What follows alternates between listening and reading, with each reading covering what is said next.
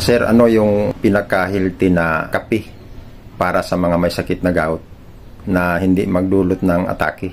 Ang pag-inom ng healthy na kape, yung pong tinatawag na black coffee, nakatulong po yun sa pababa ng uric acid ayon sa may ilang mga pag-aaral. Yung kape, black coffee na sinasabi doon, bibili ka ng buto ng kape, tapos sisangag mo, pagkatapos may sangag, pagkaluto ng pagsangag mo, i-blender mo siya o gilingin mo siya, maging powder. Yun ang itimpla mo doon sa gusto mong pait dahil mapait yun. Huwag mo lagyan ng asukal. Kasi pag lagyan mo ng sugar yon, hindi na po yan healthy. Tapos inumin mo yan sa may mga gout gaya ko na experience ko, 1 cup lang sa isang araw. Inumin mo siya umaga pagkatapos mong kumain.